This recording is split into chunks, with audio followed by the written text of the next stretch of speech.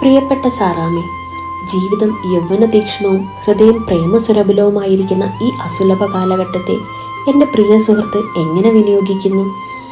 ഞാനാണെങ്കിൽ എൻ്റെ ജീവിതത്തിലെ നിമിഷങ്ങൾ ഓരോന്നും സാറാമ്മയോടുള്ള പ്രേമത്തിൽ കഴിയുകയാണ്. സാറാമ്മയോ? ഗാഢമായി ചിന്തിച്ച് മധുരോദാരമായ ഒരു മറുപടിയാൽ എന്നെ അനുഗ്രഹിക്കണമെന്ന് അഭ്യർത്ഥിച്ചുകൊണ്ട് സാറാമ്മയുടെ കേശവൻ നായർ. വ്യത്യസ്തമായ ആഖ്യാന ശൈലി കൊണ്ട് മലയാളി മനസ്സുകളെ കീഴ്പ്പെടുത്തിയ വൈക്കം മുഹമ്മദ് ബഷീറിന്റെ കാലാതീതമായ പ്രണയവിസ്മയമാണ് പ്രേമലേഖനം. മതങ്ങൾ കഴുത്തുഞെരിച്ചു കൊന്നുകളഞ്ഞ എത്രയോ പ്രണയങ്ങൾക്കിടയിലാണ് വ്യത്യസ്ത സമുദായക്കാരായ കേശവൻ നായരും സാറാമ്മയും ഒരുമിച്ച് ജീവിക്കാൻ തീരുമാനിക്കുന്നതും ഒരു യാത്ര പുറപ്പെടുന്നതും. യാത്രാമധ്യേ ഇരുവരും ഒരു ചായക്കടയിൽ വെച്ച് രസകരമായ തർക്കത്തിൽ ഏർപ്പെടുന്നു.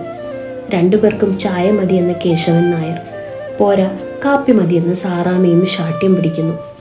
അല്പസമയത്തെ ആലോചനയ്ക്ക് ശേഷം കേശവൻ നായർ ഒരു ചായയും സാറാമ്മ ഒരു കാപ്പിയും കുടിക്കുന്നു. മതേതരത്തിൻ്റെ പരസ്പര ബഹുമാനത്തിൻ്റെ സൂര്യൻ വളരെ ഭംഗിയായി ഉദിക്കുന്നു.